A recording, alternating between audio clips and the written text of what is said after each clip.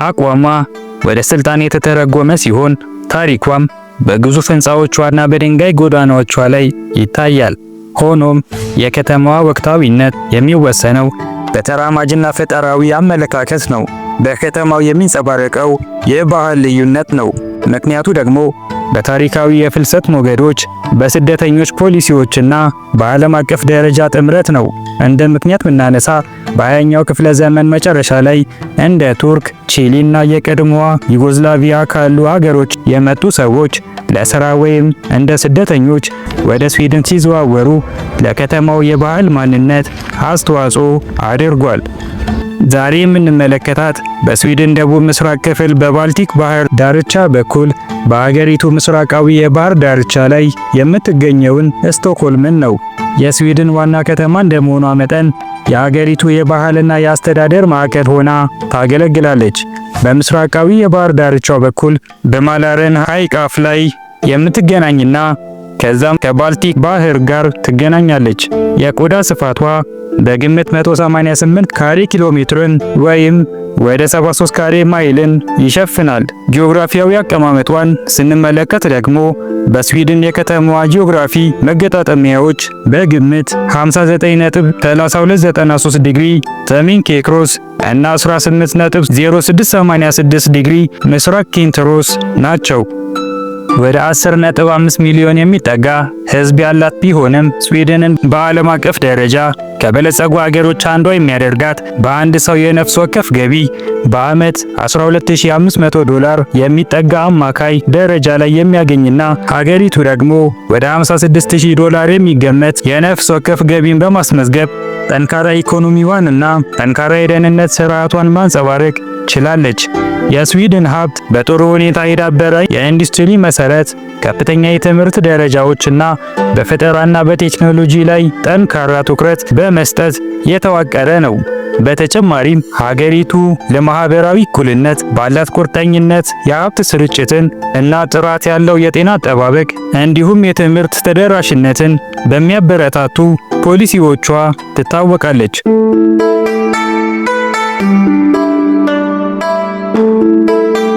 ከሌሎች ሀገሮች ጋር ስትወዳደር ስዊድን በተለያዩ የሰው ልጅ ልማትና የኑሮ ጥራት ኢንዴክሶች ላይ በተከታታይ ከፍተኛ ደረጃ ላይ ትገኛለች።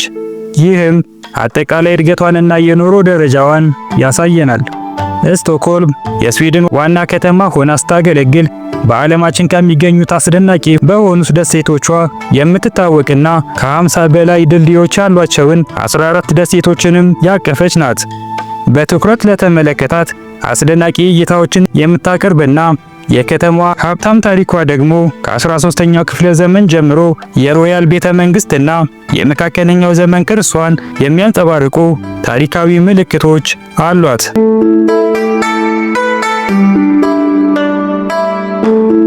የስዊድን ኦፊሴላዊ ቋንቋ ስዊዲሽኛ ሲሆን ከቫይኪንጎች የሚነገረው ኦልድ ኖርስ ቋንቋ የተገኘ ሰሜን ጀርመንኛ ቋንቋ ነው። በስዊድን ውስጥ በስፋት የሚነገረው ቋንቋ ሲሆን በግምት 10 ሚሊዮን የሚሆኑ የአፍ መፍቻ ቋንቋ ተናጋሪዎች አሉት። ሀገሪቱ በቋንቋ ትምህርት ላይ ባላት ትኩረት ምክንያት ከስዊድን ጋር ድንበር የምትጋራው ፊንላንድ ለራሷና ለስዊድን እንደ ኦፊሴላዊ ቋንቋዎቿ እውቅናን ትሰጣለች። በፊንላንድ ውስጥ ከፍተኛ የስዊድን ቋንቋ ተናጋሪ ሕዝብ ሲኖራት እንግሊዘኛ ደግሞ በስዊድን ውስጥም በስፋት በመነገር ብዙውን ጊዜ እንደ ሁለተኛ ቋንቋ ጥቅም ላይ ይውላል። የ17ኛው ክፍለ ዘመንን በጥሩ ሁኔታ የጠበቀ መርከብን የሚያሳይ የቫሳ ሙዚየምና ታዋቂው የፖፕ ቡድንን የሚያከብር የኤቢኤ ሙዚየምን ጨምሮ ታዋቂ የባህል ተቋማት መኖሪያ ነች። በተለይም ከተማዋ በአውሮፓ ውስጥ እንደ ጅምር ካፒታል በመባል በሚታወቀው የዲዛይን ቅርስ እና በፈጠራ መንፈስ ትታወቃለች። በተጨማሪም የስቶክሆልም ለሰላም ዘላቂነት ያላት ቁርጠኝነት እንደ ደጁርገን ደሴትና ሃጋ ፓርክን ባሉ ዓይንን የሚስቡ በርካታ አረንጓዴ ቦታዎች ላይ በግልጽ እንደ ማሳያ ሆነው ይገኛሉ።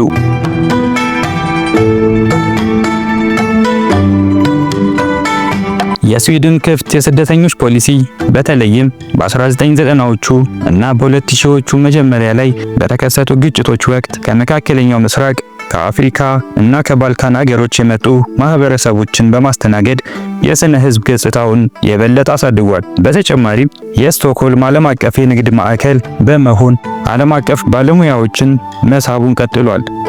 ዩኒቨርሲቲዎቿ ደግሞ ከመላው ዓለም የተወጣጡ ተማሪዎችን በመቀበል ተቀዳሚነትን ይዛለች። በእነዚህ ምክንያቶች ከባህል ልውውጥና ከማህበረሰብ ተሳትፎ ጋር በቁርጠኝነት ተዳምረው በከተማው ውስጥ እየጨመረ የመጣው የተለያየ የባህል ማሳያ አካባቢዎችን እንዲፈጥር አድርገዋል።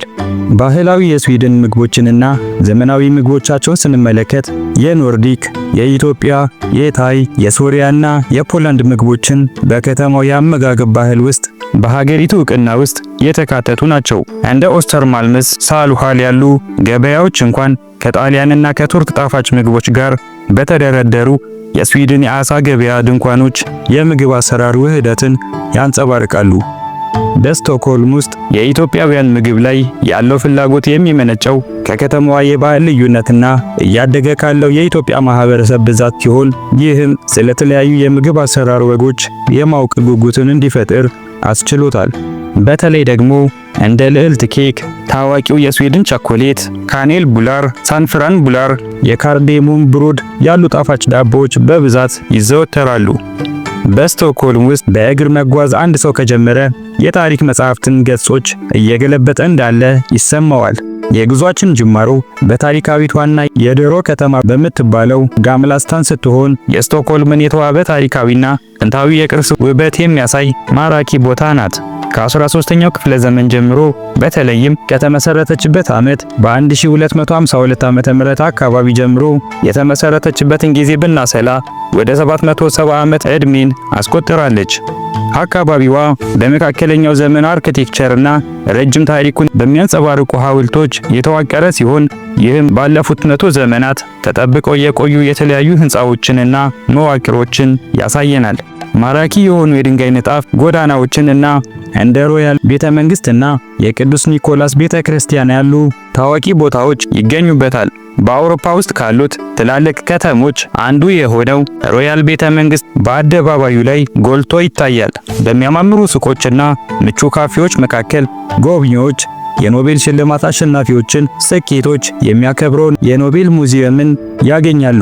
በተለይ ደግሞ በበጋ ወቅት ያለውን ድባብ ስንመለከት የጎዳና ላይ ሙዚቀኞች የስዊድን ባህላዊ ሙዚቃን ሲጫወቱ፣ ሰዓሊዎች ደግሞ የቀጥታ የጥበብ ስራዎቻቸውን በመንገድ ላይ ያሳያሉ። እነዚህም አርቲስቶች ተሰጥኦቻቸውን በህዝብ ቦታዎች በማሳየት ታሪካዊውን ቦታ ወደ አጓጊ የባህል ማዕከል ይለውጡታል። በአጠቃላይ ሙዚቀኞችን፣ ሰዓሊዎችንና ቅርጻ ቅርጽ ሰሪዎችን፣ ዳንሰኞችንና የጎዳና ላይ አርቲስቶችን ያካትታሉ።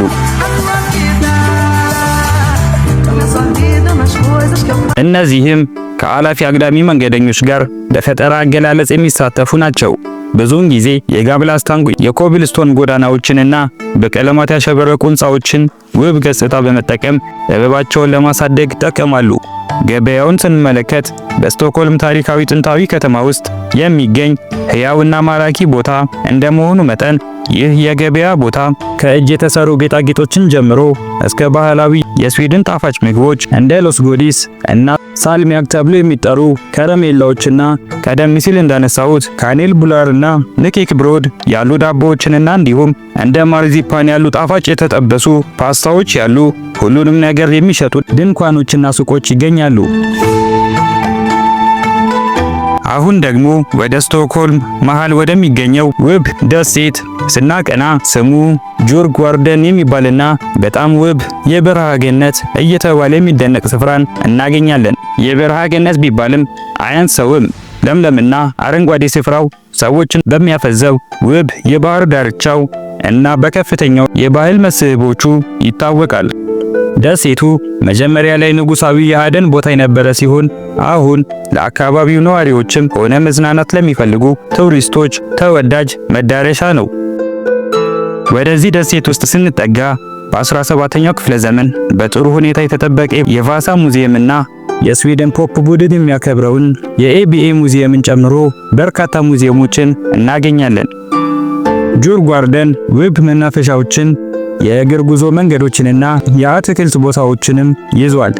ይህም ለመዝናኛ የእግር ጉዞዎች ወይም ለሽርሽር ተስማሚ አድርጎታል። በተጨማሪም ደሴቱ አስደሳች ጉዞዎችንና መዝናኛዎችን የሚያቀርበውን የግሮና ሉንደን ታሪካዊ የመዝናኛ ፓርክ መኖሪያም ነው። እንዲሁም ለስቶክሆልም ውበት ምርጥ መገለጫ በመሆን ይታያል።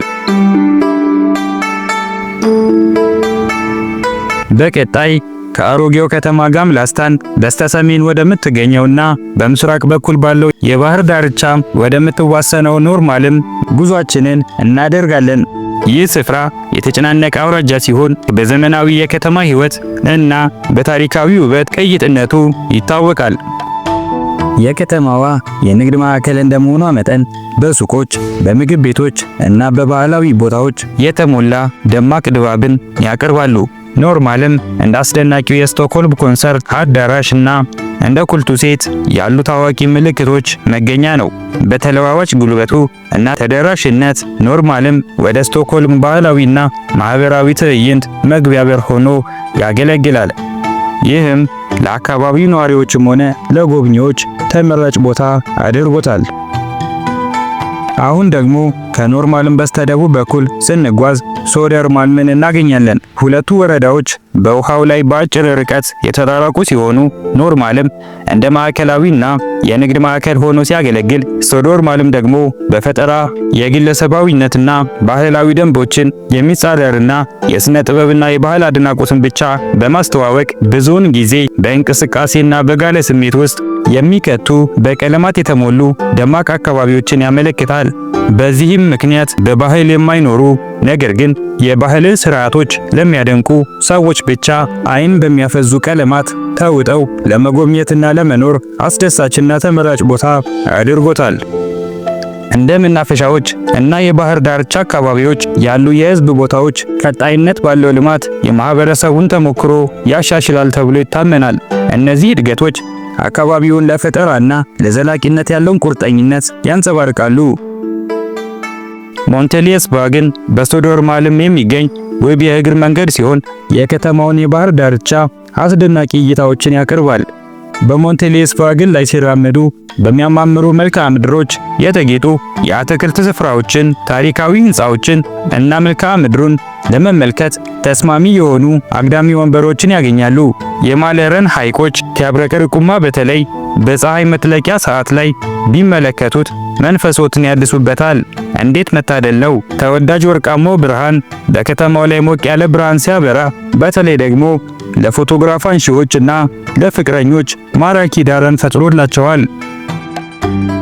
በመጨረሻ ጉዟችንን ከሶደርማልም ከ20 እስከ 40 ደቂቃ በጀልባ ተጉዘን በስቶክሆልም ባልቲክ ባህር ላይ ተበታትነው ወደሚገኙ ከ30,000 በላይ ደሴቶችና ድንጋዮች ያሉት ማራኪ አውታረ መረብን እናገኛለን።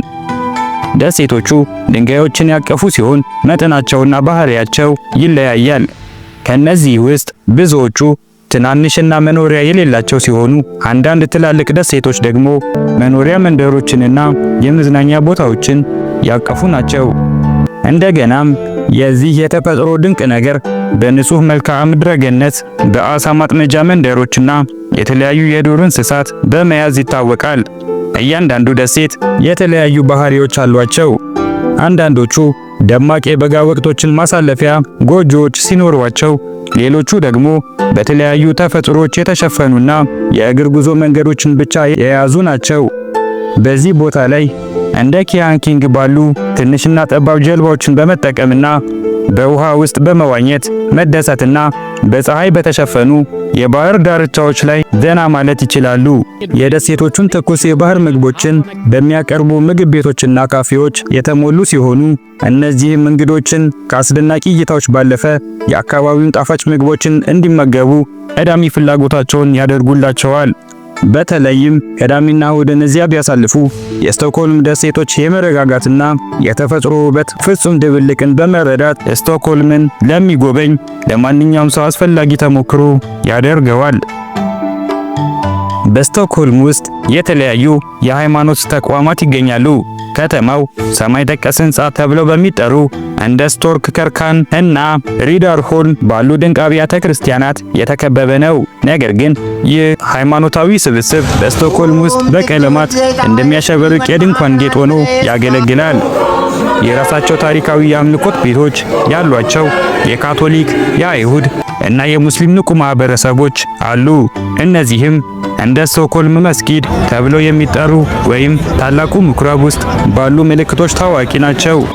ለዚህም የጥንታውያን ውበት መገለጫ ነገሮችን የሚያክሉ የቡድሂስት፣ የሂንዱና የሲክ አማኞችም አሉ። በዚህ ምክንያት የስቶክሆልም ነዋሪዎች በክብረ በዓላት ጊዜ የከተማዋን ልዩነት ያንጸባርቃሉ። ለምሳሌ በሰኔ ወር በጣም ተወዳጅ ከሆኑት ባህላዊ በዓላት አንዱ የሆነውን የበጋ አጋማሽ በዓል ይከበራል። በስቶክሆልም ውስጥ የሚገኘው የምድር ውስጥ ባቡር ስንመለከት ከ90 በላይ ጣቢያዎች አሉት። የስቶክሆልም የምድር ውስጥ ባቡር ስርዓት ቱነልባና በመባል የሚታወቅና በጣቢያዎቹ ውስጥ በሚታዩት አስደናቂ የህዝቦች ጥበብ ስብስቦች ምክንያት ብዙውን ጊዜ የሥነ ጥበብ ጋለሪ ተብሎ እንዲጠራ ምክንያት ሆኖታል። ይህ ለህዝብ ማመላለሻ ልዩ አቀራረብን የጀመረው በ1950ዎቹ ሲሆን አርቲስቶች የግድግዳ ስዕሎችን፣ ቅርጻ ቅርጾችን፣ ሞዛይኮችንና ተከላዎችን እንዲያበረክቱ ሲጋበዙ ተራ የምድር ውስጥ ባቡር ጣቢያዎችን ወደ ዘመናዊ የጥበብ ስራዎች በመቀየር ነው። እናም ስቶክሆልምን መጎብኘት ከፈለጉ አንዳንድ ምክሮችን ልንገራችሁ። የህዝብ ትራንስፖርታቸው የምድር ውስጥ ባቡር አውቶቡሶችና ጀልባዎች ዓለም አቀፍ ደረጃቸውን የጠበቁ ናቸው። ላልተወሰነ ጊዜ የሚያገለግል ጉዞን ከፈለጉ የኤስኤል ካርድ ወይም የስቶክሆልም ሎካል ትራፊክ ካርድን ይጠቀሙ። በስቶክሆልም ለህዝብ ማመላለሻ የሚያገለግል ምቹ የጉዞ ካርድ ነው።